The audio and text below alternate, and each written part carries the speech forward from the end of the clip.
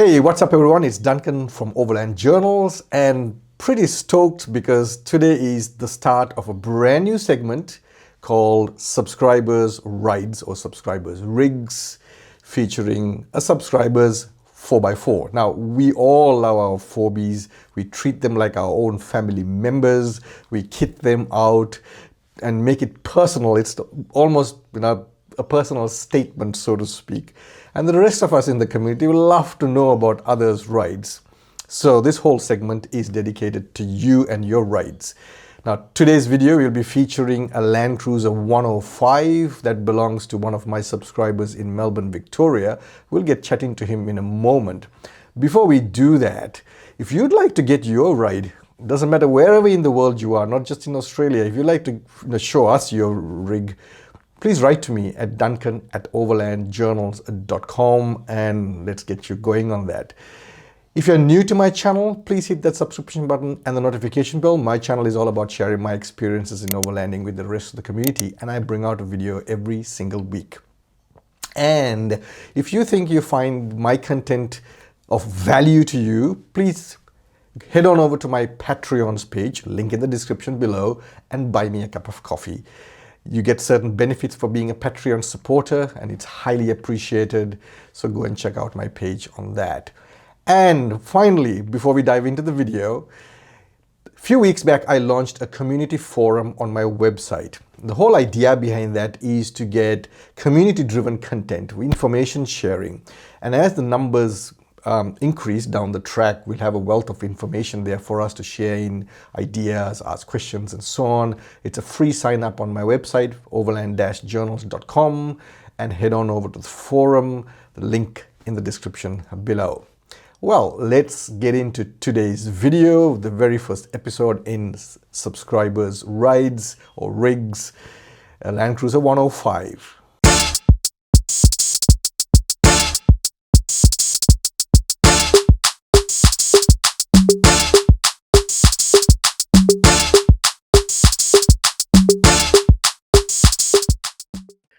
All right, everyone, welcome back. And I've got Pubudu on the other side over in Melbourne. There he is. And we're going to start off with an introduction. So Pubudu, I'm very excited today because this is the very first episode in this brand new segment. I've been thinking about it for a while, but never got around to doing it. So when we had the chat last time, you kind of prompted me. So I'm very grateful for that. So Pubudu, you got a 105. And for the benefit of the viewers, as we talk along, as we have this chat, Pubudu's done some videos of his rig and he talks about several different parts of the build, and that'll be shown as all on the video, and then Pubudu will do a bit of chat with me as well.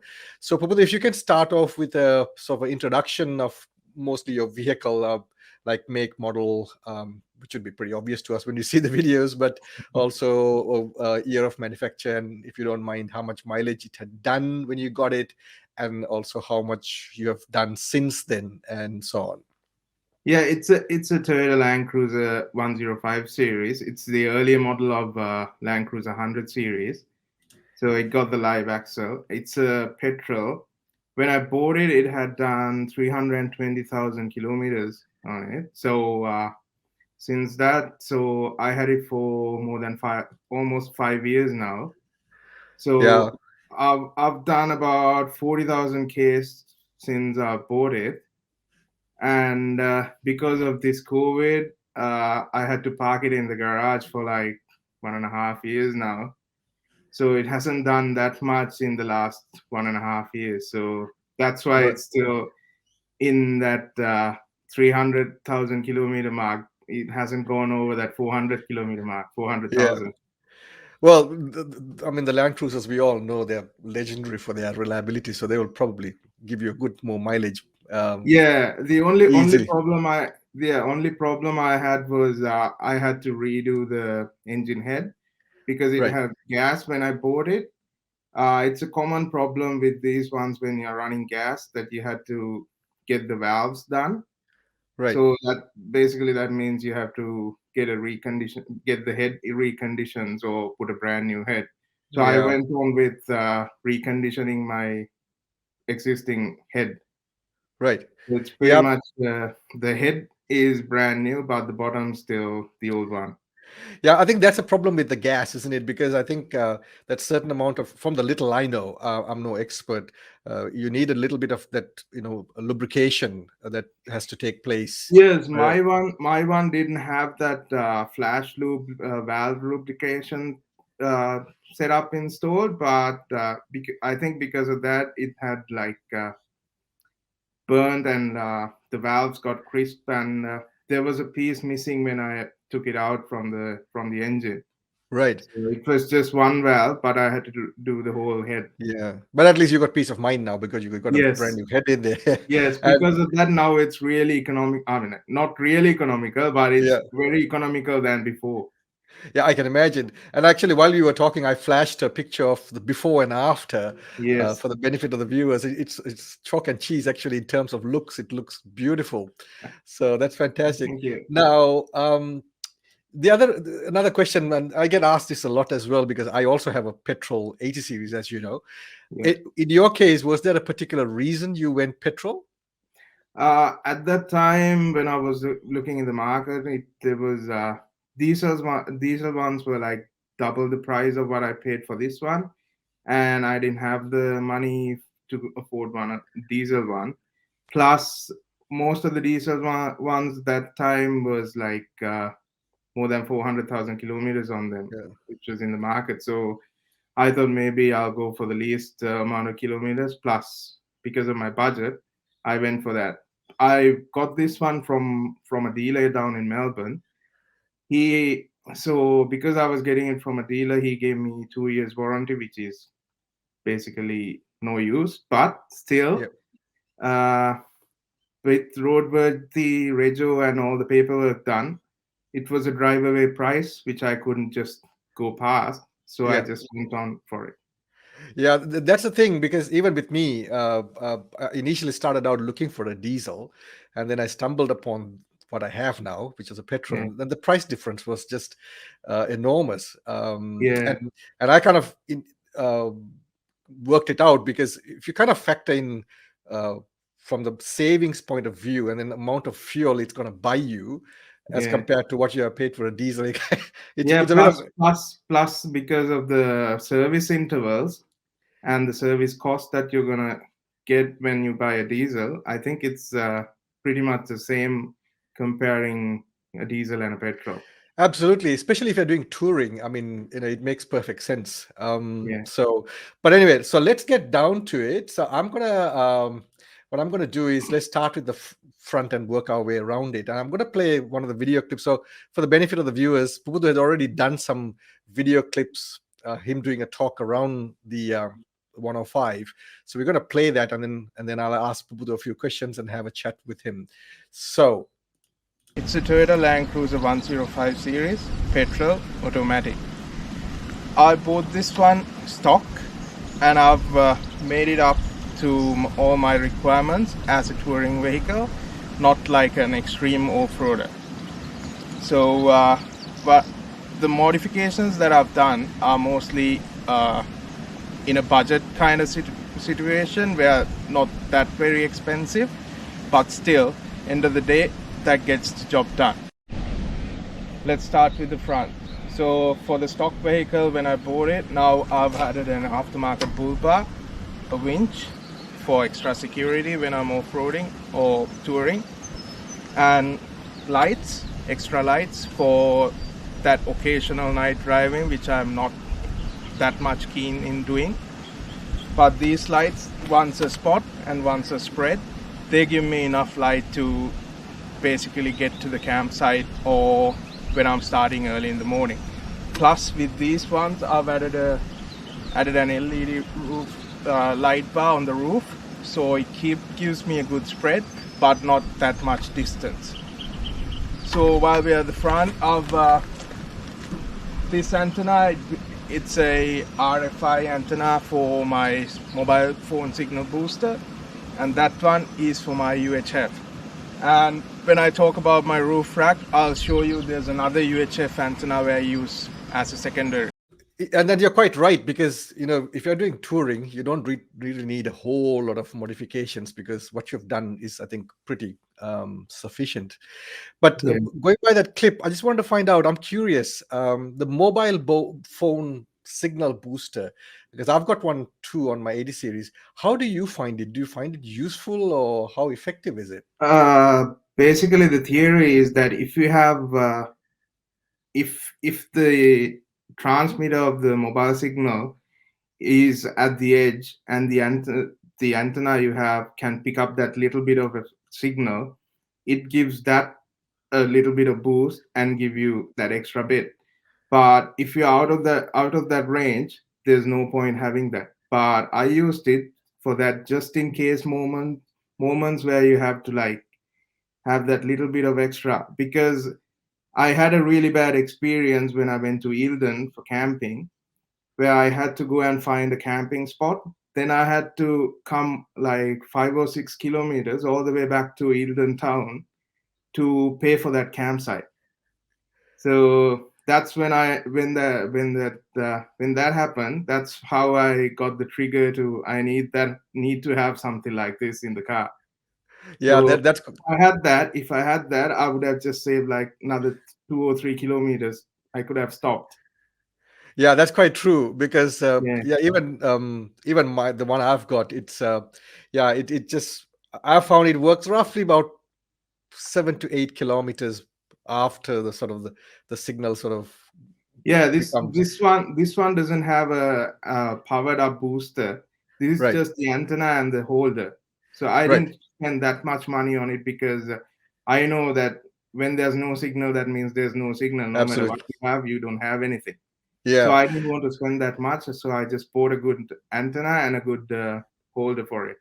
Yeah, and you're quite right in what you say because we had a similar experience about I think that was 2019 or before that, and we had gone to Flinders Ranges here in South Australia. Now, Yeah. in the past, when you went to Flinders, you have to pay because we didn't camp inside Flinders; we stayed in a private property outside. Okay. And in the past, when you drove into Flinders Ranges, your park entry fees, you could do it once you got there, or they used to have like a what I call an honesty box. You put the money in an envelope and pop it in, and then you could drive into the park. Yeah. But that doesn't exist anymore. And when we got there, we realized we have to do online bookings and get Yeah. the park entry fee. So and we were like, what do we do now? Because we need an internet connection. Yeah. And at that point, where when we found that out at the entry point, we didn't have any signal at all. So we thought we'll take a chance and we'll drive in. And then the moment when if someone stopped us, we'll explain. And then moment we got into a spot where there's signal, we'll quickly go online and pay for the entry. And funny enough, thankfully, as we drove in, my wife Johnny, she noticed the signal popped back up that when it was on the cradle, and Yeah. that was just enough to go online and buy the permit. So that worked well.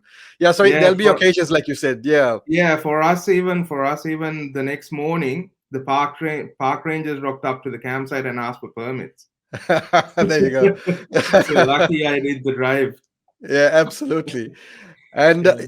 still staying in the front, your winch. What's the capacity of that winch? Have you ever It's a used it? King's Dominator winch. It's a 1,200 pounds winch, so it's pretty much a 12,000 generic winch. 12,000 pound.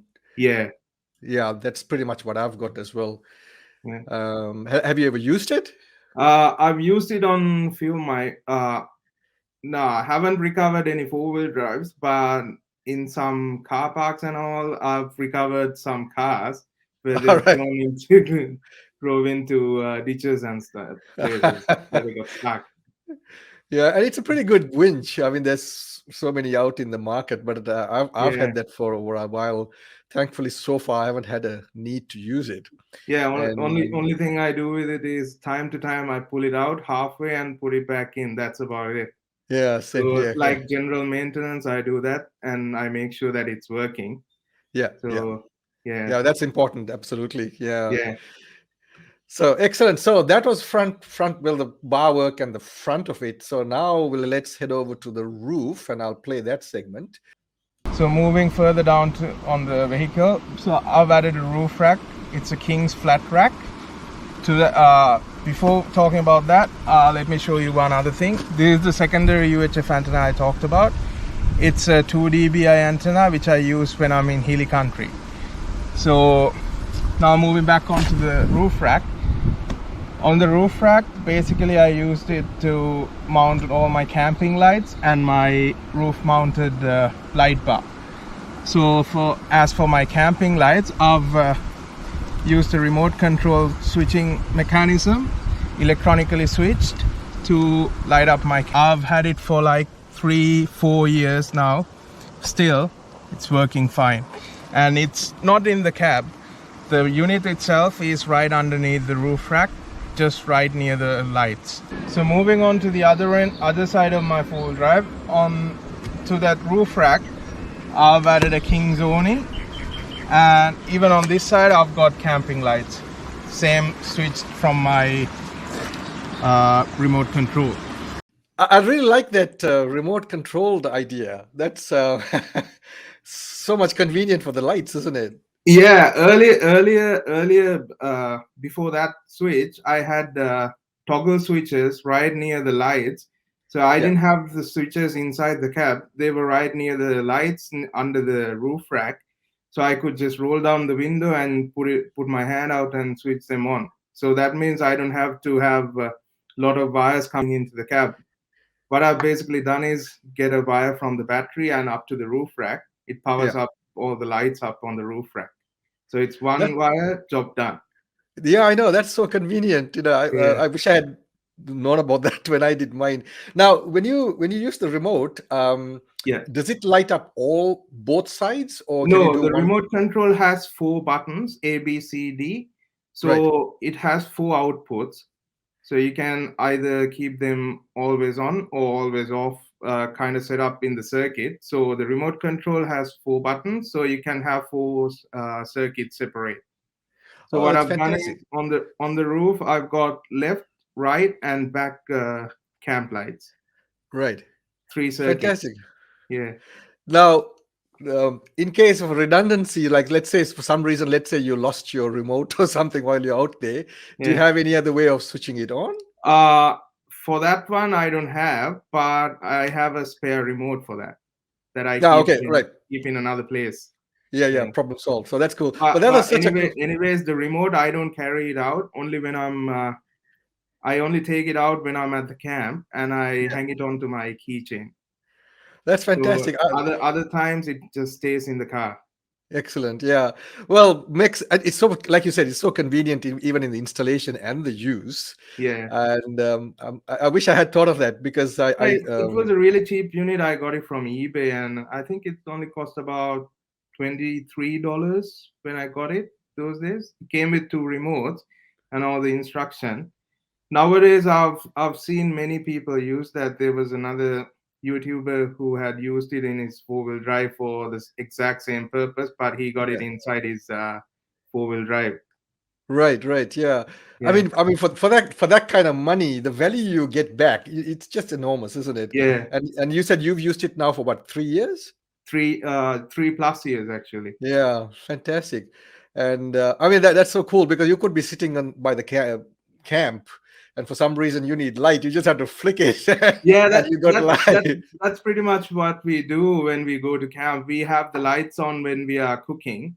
Then Yeah, after that, we sit around the campfire. Then whenever we want to get up and go and do something, we just switch it on, go and do a thing, and come back, switch it off. fantastic. I might And just even change over. even going into the tent at the end, we have the lights on. Go in the tent, switch it off. That's it. Camp done. Brilliant. Lighting. Yeah. I learned something new today, so that's excellent. What I've done with the roof lights Okay. with the remote, Yep. I found another unit on eBay. It was around $12. It's it, it does the same thing where you switch off and switch on. So I've hacked into my compressor and put a remote to that. Oh, really? Yes, so it's really convenient for me because I haven't hooked the compressor to any of the batteries. It's Yeah. with crocodile clips. Yeah. So basically, when I have to pump up my tires, what I do is I just grab it, take it out, and plug it to the batteries and go around with a long hose. Yeah. Yeah. The when I'm at the far end of the four-wheel drive, I had to keep my wife near the compressor and ask her to switch it off to see how what the tire pressure is. Yeah, So yeah. because of that, I came up with that idea to have a remote control, and it's really handy. I can imagine. Yes, So, what compressor have you got? I've got a King's Thumper Max 2. All right, so Yeah, the same thing. Same thing the, I've got. So yeah, I'll give you a call to get that going because that's a cool idea as well. yeah. Uh, It's big, really convenient. So you can yeah, just push the button and it just goes off. yeah. And for that, I've got a redundancy plan set in, so you can use the switch as well. Right, right. Okay. That's Yeah, cool. Because I do the same thing because either I get a Johnny to go around and switch it on and off, and then, okay. or if she's not there for some reason or she's not able to do it, then I've got to keep going back and forth, Yeah, which is a bit of a pain. Yeah. yeah. No, that's cool. And your 2 dB antenna, that's also a great idea because rather than having two antennas right front in your bar work, I mean you already Yeah, got two and then you makes it three. You got that little one. Now I know yeah, later when we go into the inside view of your cab, I know you'll talk about how you switch between the yeah, two. So we'll wait for that. But yeah. how effective is that antenna, especially in the hilly areas when you It's drive around? it's really good. Like when I'm using the bigger one, it breaks up, but even if it doesn't break up, the quality of the voice is really low when I'm using the big one. Yeah. But when I switch to the smaller one, it's crystal clear. Like Right. I've got a handheld unit, so when Yeah. someone's out there with the handheld unit, it's really clear when I'm using that one. And have you ever tried it when you were on convoy and to see how much far it can stretch? Have you ever No, tried it? I haven't had the chance to do that. Moving on to the side, I've added a snorkel for that extra bit of clean air, plus that little bit of river crossing that I might get to do when I'm touring around. So moving on to the tires, I've added Maxxis Razor mud tires. They're 285 75 16s, also known as 33-inch mud tires. And they're on dynamic steel rims, which are heavy duty, 1400 rated on 16 by 8 rims. So the lift, I've gone with a 2-inch Dobinson spring, Lovell springs with 2-inch Dobinson shock absorbers. Now, yeah, I've got Dobinsons as well on mine, and I'm quite happy with them. Yeah, they're And really good. yeah, and the ride is really good. Have you thought of at the back putting any airbags? Is that an idea you've got, or No, when I went with the springs, I went with heavy duty ones. So right? the front has a 150 plus rating, so that's accommodating the winch, bull bar, and the second battery.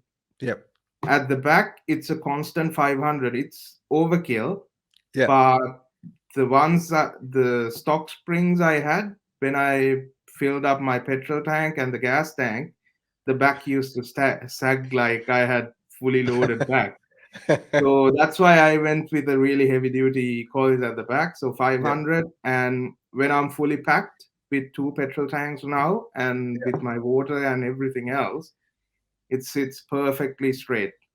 So it doesn't Now, sag. because it's a constant 500, when it's completely empty and you say driving around in town or whatever, do you feel anything they being too stiff or anything? Or Yeah, it's like a race car. Bounce around. Really but bouncy. yeah, but the purpose of it is touring. So obviously, by that Yeah. when you tour, you're fully loaded. And Yeah. talking of tanks, because that's something you had not touched in your videos. Ah, yes. Yeah. Are they the standard tanks that came with the 105, or did you have another tank installed? No, they're the standard ones. I didn't I was thinking of going for a long range tank, but then I thought maybe that's I sometimes I drive around the town and visit my friends in this rather than just going on camping. So Yeah, I thought that's just some dead weight that I'm gonna just carry around when I'm doing something like that. So I yeah. was like, just no, I'm not gonna add more weight to it. Yeah, yeah, no, that makes sense. Yeah, Absolutely. plus when with all my camping gear and all the stuff that I carry when I'm camping, I'm almost to the legal limit.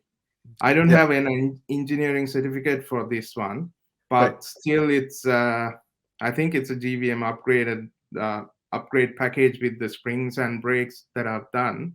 Yeah, So, but still, I'm sticking on to that weight on the tag saying it's 3,160. I think yeah. somewhere on that mark, it's on the tag. Trying to stay below that. Yeah, yeah, yeah. We got the 80 series, the one I've got. That's 2,960, I think, kilos. And Yeah, when I'm fully loaded with all the tanks filled up, I come in like maybe about 20 kilos under, you know. yeah. So Even me, the last time I went there, I was like just under 20 or 30 kilos. yeah, yeah. Yeah. So it's still within the legal limit, but yeah, Yes. I'm trying to put it through a bit of a. There are areas I think I can save a bit of weight, but I just haven't got around to it. Yeah. So yeah, excellent. And the Maxxis tires, I've always liked the Maxxis tires. I've never had them on a 4x4. Some time back, I used to do a bit of off-road endurance motorcycle racing, and we used to have Maxxis Okay. tires on them, and they were excellent. They were really tough. Design was really good. And what I liked about the ones you've got is that you get that I'm not quite sure what you call it, but the side grips as well. Yeah. Um, and that grips onto the sides if you're going through a rut and so on, isn't? Yeah, last year when I was going through getting new tires, I went through like a lot of videos where they've done a lot of reviews. There's a lot of US videos where they've done a lot of rock crawling, mud, and all kinds of Yeah, off-roading. So they push the tires to their limit. yeah, And what stand out, the tire brand that stands out is this Maxxis. Plus, I had Mickey Thompson's earlier. I was just in between Mickey Thompson or Maxis. They were only $5 difference when I got mine. yeah, But then I thought maybe I'll go for something different because I already had Mickey Thompson's. yeah. And the decision I took, I think it's really good because the ride comfort is really nice. The noise is really low and it grips really well. This year I did a trip to where is it? Robe, Yep. South Australia. Yeah, yeah, yeah. Robe. Yes. These tires perform really well on sand. All right. I didn't get stuck in any place. So because of that, me and my wife, I was like, nah. I told my wife that nah, this is not good. I'm gonna get stuck. So when we were going up a dune, I just stopped. Then put it the funny thing was that I didn't realize that I didn't have it in low range. All I right. was just I was just driving all the way from it was I don't know whether you know the place. It's halfway between Beachport and Robe, Right. between those Okay. both lakes.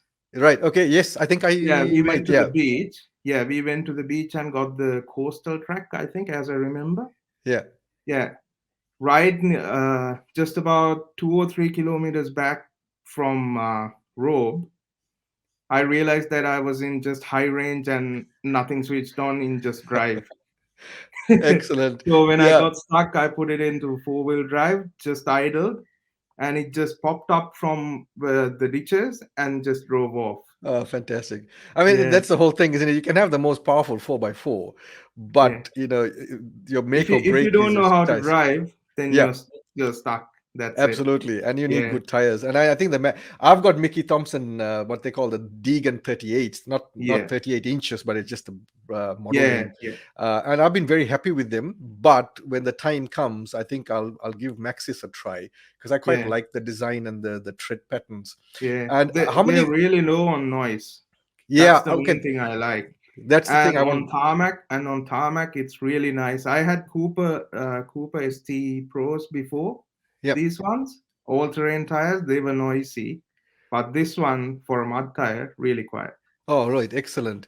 That's Yeah. something. Now, how many kilometers have you done on the Maxis since you got them? On the Maxis, I got them last December. Right. Sorry, no, in January, I think, Right. this So year. relatively So new. yeah, they're relatively new. I think I've done about like 5,000 kilometers on them, Okay. All right. or Okay. maybe less. Yeah, you'll get plenty more out of that anyway. Yeah. Yeah, yeah. Yeah, I've I done did about about 2,500 kilometers rob to back. yeah, So plus a bit of driving here and there, probably around mm, another 5,000. Yeah. yeah, So all yeah, up yeah. 5,000 kilometers, I think. Yeah, yeah. Now they Yeah. look, they last a long time. I've done now 20,000 in my Mickey Thompsons, and still Yeah. pretty good. Yeah. The only thing, in terms of noise, I think I'm yet to try out something like what you've got, but I think it could get a little bit quieter. But considering the price paid, because they're not as pricey as the top of the range Yeah. Mickey Thompson Muddies, I kind of, it's one of those compromises you got to do. Yeah, But I sat down and got a piece of paper and a pen and sat down and rang like 5 or 6 tire dealerships and got the yeah, best price. So the yeah. best was $350 each, fitted and Wow, balanced. that's fantastic. Yeah, Yeah, excellent. That's yeah. So $1,500 more or less, or a little bit over, you'll yeah, get yourself 5 tires, isn't it? yeah, yeah. Ec- Excellent. So suspension done. So let's go over to inside the cab. So now inside of my four-wheel drive, I've pretty much kept it really basic, like factory, but I've done a few. I've added a few extra new ones. So starting with the new head unit, it's a Kenwood head unit, which I've got Android Auto and Apple CarPlay, so I can run my maps. And down over here, I've got my UHF unit. So it's an Oricom unit where it supports two UHF antennas. That's why I got a smaller one on the roof and another one in the front, so that I don't have any switches or anything. I can straight away switch it from the unit itself. This is my mobile phone signal booster, and my phone sits up here, so when I'm running aftermarket off-road maps, it's really handy. Like, it's in front of my face, so it's really easy to look at maps and find my way where I'm going.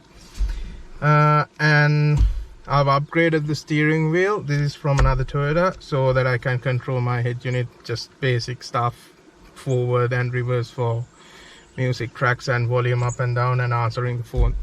That's pretty much it. So in this center console, I carry all my head torches and all my sunglasses and whatnot in there, so it's easy accessible. And in the cubby hole, I carry my winch remote. Right. Okay. So yeah, we touched on the UHF radio. So Yeah. you said that will switch automatically between the two antennas, is it? Yeah, it's an Oricom unit. I don't know whether they still got it. I got it about 2 years back, I think. Yeah, probably two and a half years ago. It has two antenna inputs rather than having a physical switch to switch Yeah. between the antennas. It has it got two inputs, and in that there's a button where you can put it into auto select mode, or you can switch between the. It got two labels as antenna 1 and antenna 2. You should know what's plugged into what. Yeah. Yeah. So you can switch between antenna 1 and antenna 2, or you could push it into auto select, and it will select the most strongest receiving antenna, and it's switched on to that. So when you're transmitting, I think it transmits from both when you're in auto mode. Oh, right. Okay. So Yeah. that's super convenient, because a lot of the time, at least the ones that I've seen, they always have a switch, which is a bit of a pain at times because you got to keep turning it. Yeah. Whereas this just does the job. So that's really, and it's such a small unit, isn't it? I mean, it's Yeah, nicely it's tucked really away. small. Yeah. And it got if you want, you can have a separate speaker, but Right. there's a speaker built in, and you can switch the channels and increase the volume, decrease it from the handpiece itself. Yeah. Okay. Yeah. So That that's makes handy. so much easier. Yeah. And I like what you did with the steering wheel. That's a cool idea. I um, saw them through a lot of Facebook groups where yeah. people are changing their steering wheels, Yeah. and I learned from that all the Toyotas have got the same joining parts. Yep. This one's from a Toyota Aurion. Oh, Or right. Okay. Right. yeah, Yes. Yeah. Yes, and what I had to do was just change the clock spring from to an earlier model one, uh, because I couldn't get the multifunction to work. So Right. it didn't the my one didn't have the pins to support that Right. enough. I mean, like not to support, but not enough spring pins in that. So I Yep. had to change the clock spring, Yep. and it just bolted on. That's it. All right. Excellent. Yeah, but there's one problem where the cruise controller doesn't work because the one that comes with the Land Cruiser is a two-wire one. The Right. newer ones are three-wire or the other way around. I can't Right. really remember. There's a difference, two wires and three wires. So my Right. one was the other one to the steering wheel. But Right. anyways, I don't use the cruise controlling that much, so I thought maybe no, I'll just leave it as it is and just get the others working, and Um, that's how I got it done. as long as you got the radio control, I mean that's sufficient, isn't it? I mean, Yeah, that works. That's the most important, especially yeah, on a when you're driving a long distance. So you want to listen to a bit of music, yeah. so That's that yeah. that works well. Yeah, excellent. Right. Let's move on to the second segment. That's the back of your cab area. So moving on to the second row of my four-wheel drive. So in this part, this side, it's my kitchen, and that side towards the camera, that's my wardrobe. So when I'm packing for camping, in these two boxes, I carry all my cooking utensils and all my food in this, where the ones that don't go in the fridge. So on that end, that's where I keep my toolbox plus all mine and my wife's clothes. That's why I called it my wardrobe. So on the footwell, that's where I keep all my shoes and stuff. And in the middle, right where you can see the fire extinguisher sits over there. And after that, that's where I carry my water bottles. This is just to show what I'm carrying, but when I'm going, I've got bigger bottles than this over here. On this end, that's where I carry my air compressor and few other bits and pieces that goes along with the air compressor. On the back of this seat, I've got a seat organizer with bug spray, masks, maps and all that, and some first aid stuff, but this is just a backup. It's just band-aids, but when I'm packing up, I carry a proper first aid kit which sits right up here, which is accessible from the front two seats. So I put my hand, I can grab it easily, and even from the sides it's easily grabbable. So that's pretty much it for the back. And the other main thing that I want to tell you about is nothing goes past the seats. So everything is down below the seat level. So I can use my center mirror to look the back. Okay, that's a clever idea, to have things easily accessible. That's I Yeah. find sometimes when I look at some other four-wheel drives, and some of the crucial things like your fire extinguisher and sometimes even the first aid kit is tucked away nicely and neatly somewhere, but it doesn't mean it's Yes. necessarily accessible. I remember doing Yeah. a trip a few years ago with a couple of friends, and so I said, "Have you got a fire extinguisher?" It's just a curious question, and he said, "Yeah, I've got a." And I said, "Where is it? Because I haven't seen it." And he said, "It's in one of the boxes." And I'm like, "Oh well, that's great help, Yeah, that's But pretty handy. so yeah, that's in, and the nice thing with you is that you can still use your sort of your internal rear view mirror, which Yeah. is super useful. Mine is pretty useless. I cannot see anything. So because of that, I have to I install. when I did the road trip, we had to pack it up to where I can't see the back. I Yeah, had to put my sleeping bags up like that. And when we were going finding for our campsite, uh, we had a bit of a trouble. It wasn't a bit of a trouble. We spent a bit of time in Robe Town, yeah, so it got dark, and when we were looking for camp, I missed the turn, and I had to reverse, and because I couldn't see from the center mirror, I hit my friend's four-wheel drive. Oh, Yeah, nothing major, but yeah. I bent his nudge bar. Oh, right. Okay. Yeah, Yeah. so that was a bit of a worry. But But yeah, I yeah, no. really do. When I'm driving, I really do need that center mirror. I mean, like all three mirrors, so that keeps me Yes. really comfortable. Yeah, that's true. Like in my Yeah. case, I know what you mean because I can't see. So for reversing, I've got a reversing camera. Okay. So that helps in seeing when I'm reversing. But otherwise, I just got to rely 100% on the two external mirrors. Yeah. So let's move on to the back, the loading area, and I'll run that. Let's talk about the back. Let me show you what I've got inside. So at the back, as permanent fixtures, I've got a fridge slide, I've got a Waco 80-liter fridge freezer combination, and a fridge cage.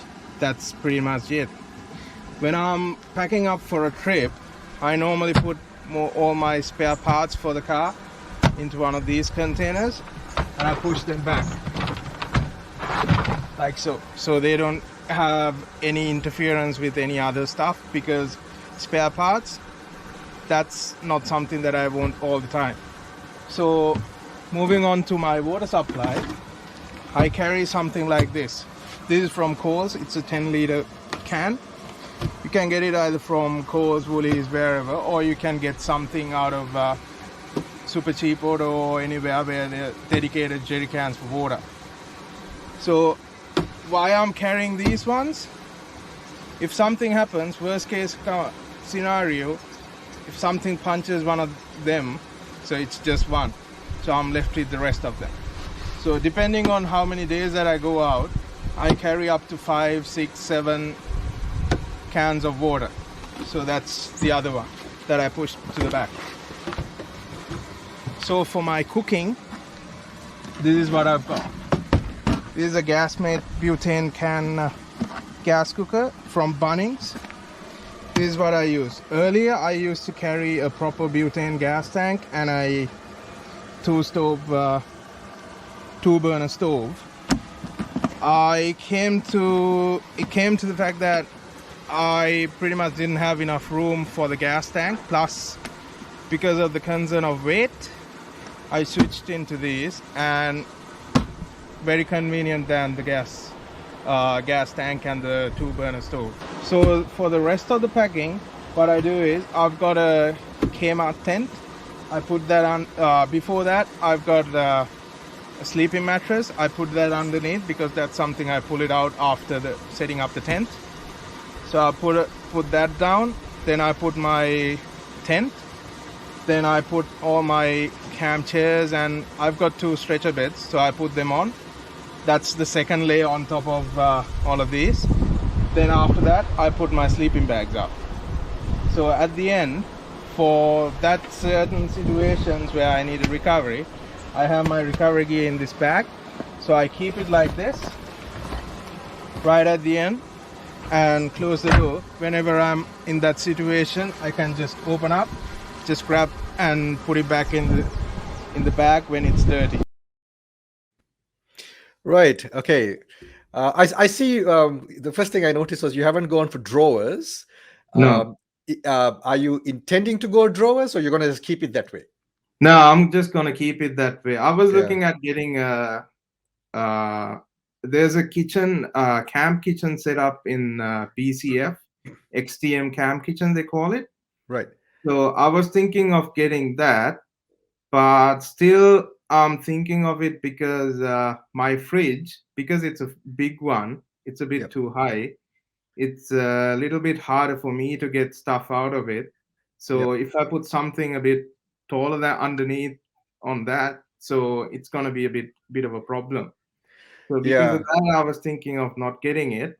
But drovers, I'm not going to drovers because there's a lot of dead weight carrying around with drovers. Absolutely. That's quite And true. yeah, and with this setup, the fridge slide is mounted on another piece of board where it's been hooked to the existing third row seat mounts. So undoing three bolts, I can get it off and Yeah, it's back to stock. And yeah, I can load up anything I want because I use this one as a way to carry stuff around, like big stuff if I have to carry anything. yeah, That's really easy. If I have drawers, that's going to be a problem. yeah, Plus, because of the weight, yeah, I don't absolutely. use it. And Yeah, the that. plastic boxes are convenient than having drawers. Yes, exactly. Yeah, And that was one of the things because, like in my 80, the drovers were already there, yeah, installed by the previous owners. So I continued using it. But it is such a dead weight because those drovers can be anything between empty, they can be anything between 60 and 70 kilos, yeah, which is a lot. yeah, If you can. So I'm still playing around with the idea to try and get rid of the drovers and do something a little bit more practical, lighter, and simpler. yeah, um, and also yeah, it's and also when you look at drawers, I mean, I guess it varies from brand to brand, but if you take the thicknesses, I mean, the panels, they're fairly thick. Now if you add up all yeah. that, empty, Yeah, it the takes up a usable fair. area is a bit less if you go for a heavier wooden one. Yes, If exactly. you spend that extra money, then you can get a thinner wall steel one, steel or aluminium lightweight one. Yes. Then you have to pay that extra money.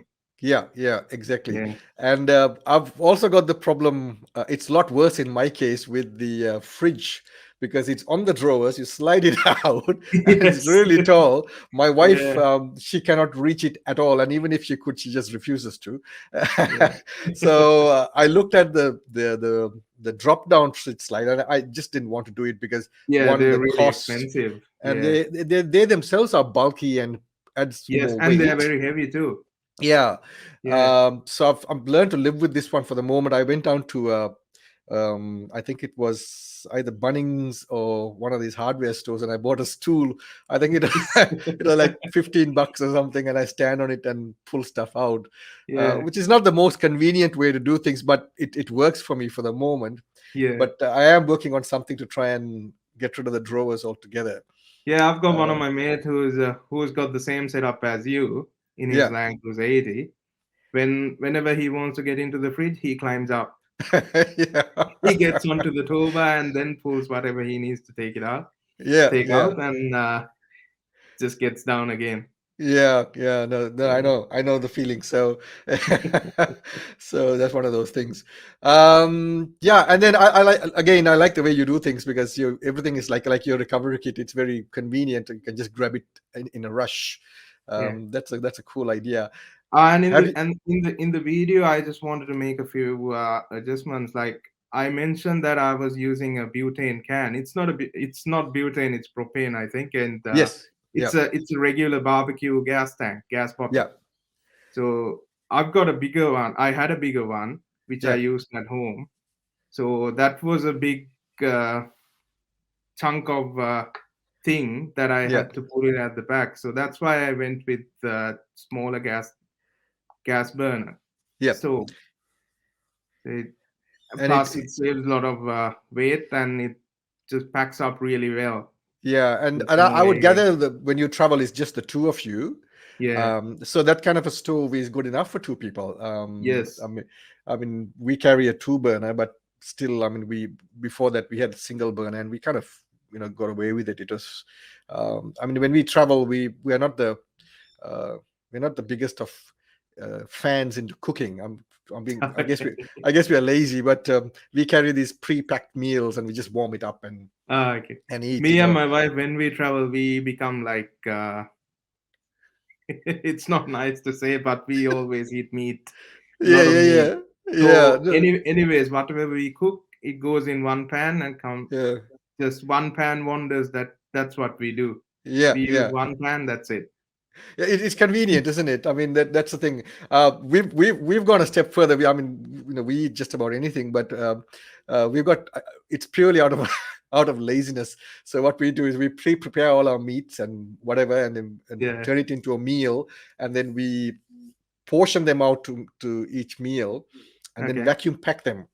Okay. and then we chuck that onto a saucepan. So again, like you guys, it's one pan, this is the job, Yes. and that's it. We rarely do elaborate cooking sessions, and one of the questions I get asked quite regularly on the channel by various viewers is, when are you going to do a cooking segment?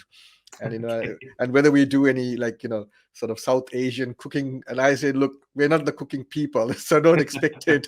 It's not going to happen. Yeah. Yeah. And did you know, and you probably know this, when you drop down the tailgate, you can put in a storage that you can Yeah, buy. I was thinking of that. I saw that many years ago. Then I was Yeah. thinking of it, but the concern of that is it becomes just that last layer outside is the one that's gonna be exposed to whatever you're gonna put inside. So isn't that gonna that's That, the main concern that I'm not going for something like that yeah. because it's gonna hit the last layer that's the outside of the car Yeah. and I don't know. From my feeling, I think it's not gonna be really durable to put things inside. But I've seen many people do that. Yeah, and I've my brother-in-law. He's in Melbourne as well, and he's got an 80 series, and he just installed one Okay. recently. And Hmm. so I'm kind of yet to find out. I'll use him as the guinea pig, I guess. Okay.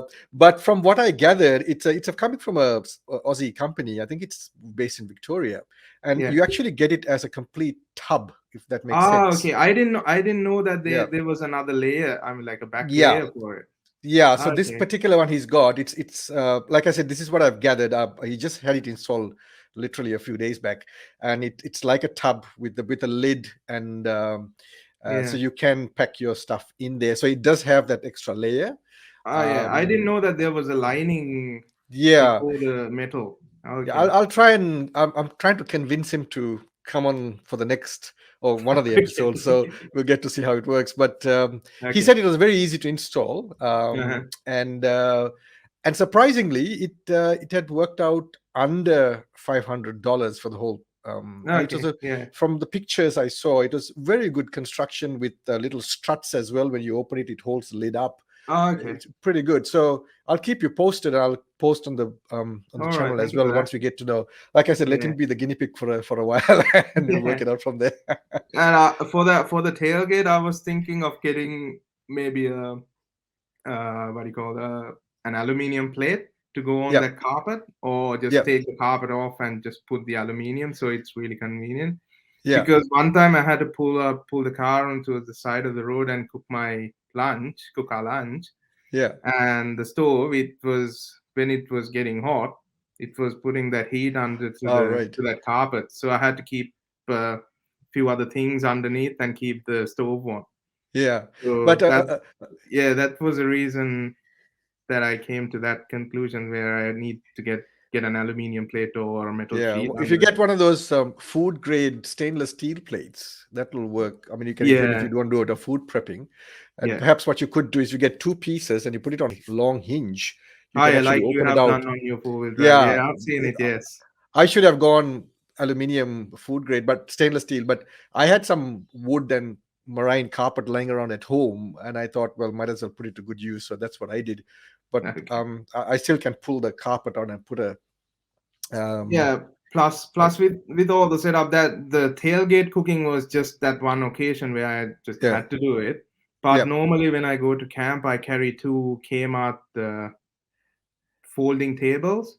right, I think they were like $15 or maybe yeah, or 20. So I carry two of them. I use one as my kitchen table, the other one just to keep all the other stuff. And I yeah, keep one of my water bottles up on top as the tap. yeah, That's the sink. So that's another thing that I missed out on the video where I didn't have the tables with me right, to right. Yeah, show.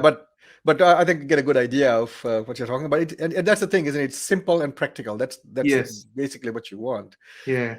Well, let's get on to the engine bay. That's I'm sure that's what everybody's waiting for. What kind of a beast you got underneath there? So Oops. let's go around that one. Here we go. Now moving on to the engine bay, I've kept everything pretty much standard as it is. It's a reliable engine, but because it got high kilometers on it, I had to redo the engine head, so it's pretty much brand new. And I've fitted it with a 2.5-inch full exhaust system, which leads to better breathing. I've added the second battery, which runs from my Projector DC-DC charger. It's a solar ready unit, so in the future I might get a solar blanket for that. And with this one I run all the lights on the roof rack, plus everything at the back, like the fridge runs off from this, plus there's power points where I can plug whatever I want when I get to my campsite. And for other reasons, like no particular reason, but for that extra safety, I've added a fan to my oil cooler, transmission oil cooler, which can be switched on whenever I'm doing a low range pull up on a hill from the cabin. Other than that, I've kept everything pretty much stock, where the Japanese have done a better job, so I didn't want to do anything else to their technology engineering. That's a clever thing. It's true. I mean, we all love to do modifications to our motors and get more power out, but sometimes I always say, there's a reason why the factory didn't work within certain limits, so might as well just keep it there. Yeah, they spend millions of dollars coming up with those engines. Yeah. So why do we have to just put in an aftermarket ECU plugs and all that and just wreck it? Yeah, absolutely, absolutely. Yeah. And I mean, I mean, it's good to get that extra power and do all those things. It's good, but Yeah, for let me add something. For that yeah, extra power, I think if you add like I've gone with a 2.5-inch exhaust. I talked yeah, with the guy who did the exhaust. I was just tumbling with 2-inch or a 3-inch, and yeah, he said for the best performance, go for a 2.5 right, because it's not that restrictive, it's not that open, so yeah. it gives that best sweet spot where you get the most power and most economy. Yeah, yeah, makes sense. And Yeah, it's going back to how it comes out of the factory. I mean, I can remember back when I was in Africa in Botswana, and lot of NGOs and the farming community, they run these vehicles, and they really don't look after them. They just want to get their jobs done. They don't yeah, really care about the vehicle that much, and because the fleet gets replaced a few years down the track, and they yeah, just run these things forever. And I think that's the whole point, isn't it? Because they come built to be so reliable, yeah, and that's what you want at the end of the day. yeah. I like what you did with the installing the cooler fans, and you've given me an idea. Maybe I should think about the same thing, but that is really, really clever. Yeah, that happened a few years ago when I was up in the Victorian High Country. We went down to a river, so we had on our way back we had to climb up a really big hill, and my fan clutch went, like Right, it wasn't grabbing on and turning as it should be. So the right, heat went up. When I got to the mechanic, he said one thing could be because you were going low range for a long distance, and the transmission got really hot. That could be right, one of the problems. But it turned out to be just the fan clutch. right. But just when I looked around, everyone says that if the transmission oil is cool, like it stays on a low level, it's really good for the Yeah, transmission. So because of that, the I've restricted the airflow to the radiators and the coolers with the lights. yeah, So plus I mean like when we are off-roading, we drive really slow, yeah, not like 60, 70 Ks. yes, So because of that, the wind coming in is really low. yeah, So for that, to accommodate that, I've added the fan. So the suction power to the main radiator is done with the fan from the engine. yeah. So for that extra kick, I've added the fan Yeah, to the makes cooler. sense. Makes sense. I mean, that's Yeah, all about it, is to keep the engine as cool as possible, yeah, and heat is not good. Now, yeah, going over to your dual battery system. Now, obviously, you got a deep cycle. yeah. What capacity deep cycle have you got? I think as I remember, it's 102 amp hours battery. Right. It's more than enough for my fridge to run like Yeah. 4 days Right. non-stop. Yeah. So when I'm not driving, Yeah. it's on full blast, like minus 15, Yeah. and it just keeps on running for like 4 or 5 days. Yeah, that's true because I always keep thinking love to I'm a bit of a junkie when it comes to new things. So I always think about Okay. lithium batteries, but still I just find the cost is just Yeah, they're too it's not there expensive. yet. Yeah, So and I've also got I've got 110 amp hour deep cycle, and it's just the job, and that's all you want at the end of the day. yeah. And This one for me, for my requirements, it's pretty much like more than enough. yeah, Like I only run the fridge and the lights on top, yeah, and I just use my compressor when I'm pumping up the tires, and the what is it the air mattresses that I carry yeah, when I'm setting up camp. I just pump them up with that battery, and that's about it. yeah, yeah. So And, I don't need a bigger battery because I'm no. just using just that little bit. Yeah, exactly. And then once the fridge is running efficiently, because the compressor will come on for a short period of Yeah, time yeah. every It's hour. not So that's always on, but yeah, so yeah, yeah. One of the things I do with my fridge is I also chuck in a couple of these dry ice packs, okay, yeah, which I've got from Cole. So before going on a trip, I freeze them at home in the home yeah, fridge, and then I chuck them to the bottom and the top of the fridge. So that kind of the whole idea is to keep the compressor running as less as possible, and yeah. That's that what kind of we normally do before going camping. The day earlier day, we go shopping, yeah, get all our stuff. We put everything in the fridge, yeah, the freezing stuff in the freezer, and the next morning I chuck them in, so everything's cold when yeah, to begin with. So yeah. it's easy on the fridge. Absolutely. Yeah, Yeah. absolutely. Well, we pretty much covered the whole vehicle. And now to the segment. Do you have any future modifications in mind, or you're happy with what you've already got? Uh, there's one thing which came to my mind like few days ago, to get a 270-degree awning. The Right. Yes. Yeah. batwing awning, Yep. some would call it. Yep. Yeah. Because of that camp kitchen setup, I was thinking of getting that 270 awning. Yep. Then I ditched that camp kitchen idea, but Yep. still, I think I still want that 270-degree awning, because the awning I've got is just enough to stay out of rain and sun. Yep. But I think I can use a bit of shade, like Yeah. a bit more shade when I get to Absolutely. camp. Yeah. That is so convenient. Like in my case, I've got two awnings on either side. Yeah, And the whole idea behind that, when I installed it at the time, was on one side we do all our cooking and stuff, and on the other side yeah, we'll have because we carry a swag, so we'll have the swag underneath there. yeah. But if it is raining, and which happened to us on a number of occasions, you still gotta go around and get Yeah, wet walking before around you. is gonna be a problem. Yes, from Yeah, one so shade to the other shade, it's gonna be a problem. Yeah. absolutely, yeah, it happened.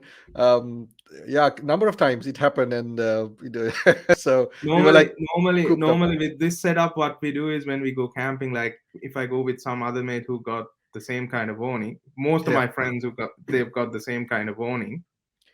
So what we do is we park our cars as when we open the awnings, they all line up together. yeah, There's yeah, one big roof around yes, us. absolutely, That's yeah. how we camp.